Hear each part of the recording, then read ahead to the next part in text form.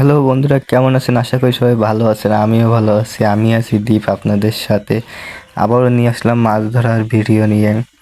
যখন ঘের ছেঁচা হয় তখন যে পরিবেশটা, সবাই জেলেরা মিলে যে মাছ ধরার যে পরিবেশটা, ওইটা ফুটিয়ে তোলার জন্য আপনাদের মাঝে আমি আবারও নিয়ে আসছি সেই মাছ ধরার ভিডিও।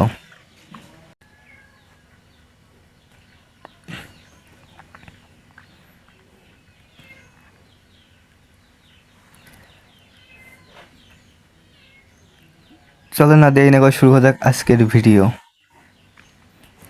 প্রথমে দেখেন ঘেরে জল ছেঁচা হচ্ছে, জল বের করে দিয়ে সবাই মাছ মারতেছে।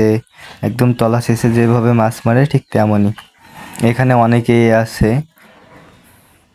এখানে সাদা মাছ, বাগদা, চিংড়ি, গলদা, রুই মাছ এবং বিভিন্ন ধরনের মাছ পাওয়া যায়। নিজেদের নিজস্ব ঘের তো, এখানে অনেক প্রকারের মাছ পাওয়া যায়। এখানে যে বাগদার সাইজগুলো দেখেন, এক একটা বাগদা 200-300 গ্রাম ওজন হবে। দেখেন একদম তলা শেষে দেওয়ার পরে মাছ কীভাবে ভেসে থাকে।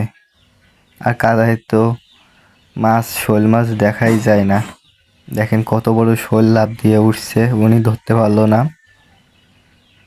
দেখেন ছোট ছোট মাছ, ট্যাংরা মাছ, রুই মাছ, ওই দেখেন শোল মাছ তুলে দিছে।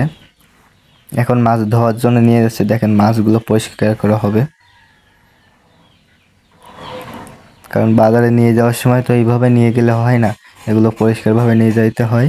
সো পরিষ্কার করছে। ইনি এখানে শোল মাছ দিল। এগুলো আপনারা কী নামে চিনেন জানি না, এগুলো গ্রামের ভাষায় শোল বলে, চ্যাং, টাকি এইগুলো বলে। আপনারা কী নামে চিনেন একটু কমেন্টে জানাবেন। এগুলো হচ্ছে ট্যাংরা মাছ, এগুলো হচ্ছে পুঁটি মাছ, যেগুলো ভাজি খেতে খুবই সুস্বাদু। এবং দেখেন কত বড় বড় মাছ লাফাচ্ছে এখানে, বাগদা, চিংড়ি, ট্যাংরা, ছাটি এবং অনেক মাছ। দেখেন বাগদার সাইজগুলো একটু দেখেন, এক একটা বাগদা 200-300 গ্রামের উপরে। সো এগুলো যদি বাজারে নিয়ে বিক্রি করা হয়, এক একটা বাগদা অন্তত 150 থেকে 200 টাকা করে দিবে ওরা। এবং যদি একসাথে কেজি হিসেবে বিক্রি করা হয় তাহলে সেখানে অনেক পাওয়া যাবে, 1000-1500 করে এরা কেজি দিবে বাজারে। এখানে দেখি একটা ছাটি পাইছে, ছাটি চিংড়া। দেখেন কত বড়, ঠ্যাংটা ভেঙে দিল।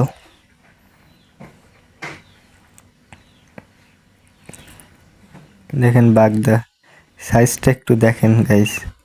বন্ধুরা আপনারা একটু সাইজটা দেখেন কেমন, কত সুন্দর, কত বড় বড় মাছ। এগুলো কি মাছ ঢাললো এখানে? দেখি তেলাপিয়া দিচ্ছে, এটা মৃগেল মাছ দিচ্ছে, কাতলা।